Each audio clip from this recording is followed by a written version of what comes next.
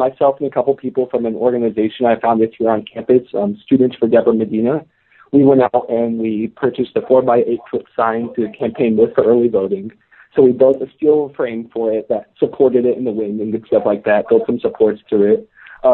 After we did that, I believe it was Thursday afternoon, we walked down to the Flan Academic Center, which is one of the early voting locations here in Travis County.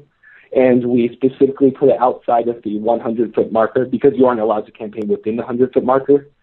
Before doing this, we talked to the Secretary of State and spent a couple hours through the phone, the bureaucracy of the university and their system. And we tried to figure out the specific policy regarding electioneering on campus versus student organizations or outside people, and they can appoint us to a policy.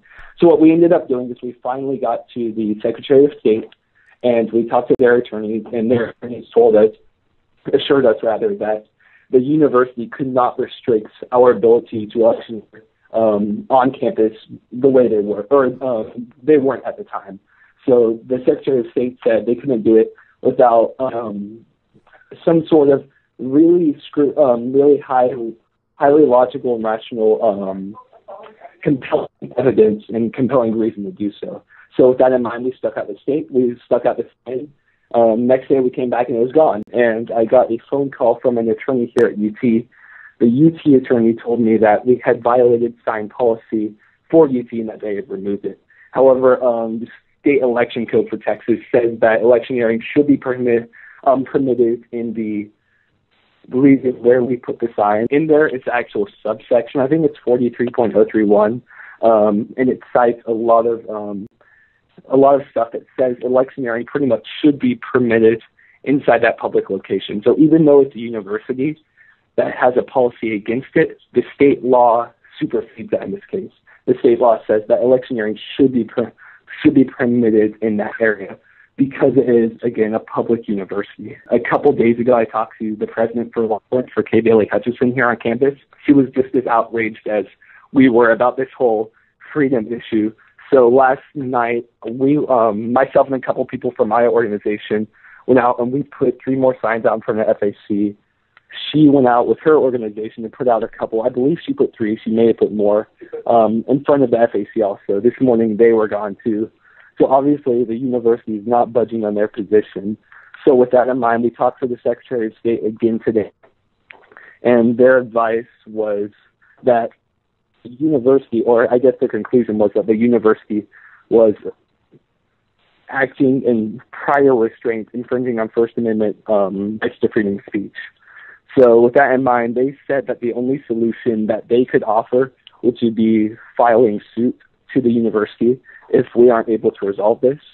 So that's, at this point, that's where we are in this situation. Is this reminiscent for you of 2 years ago when a similar situation happened with the sign that was in a dorm window, I believe it was?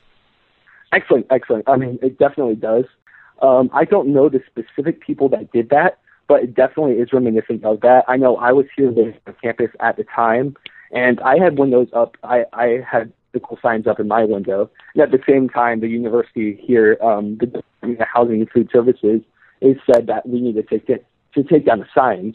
And I thought it was fully within my right to put a sign in my window. So I kept mine up, and apparently the people who were fronting that, I guess, situation did as well. And they got a lawyer involved, and between them and the lawyer, the university eventually gave in and changed their policy regarding the sign, which I think is amazing that they were able to get that done.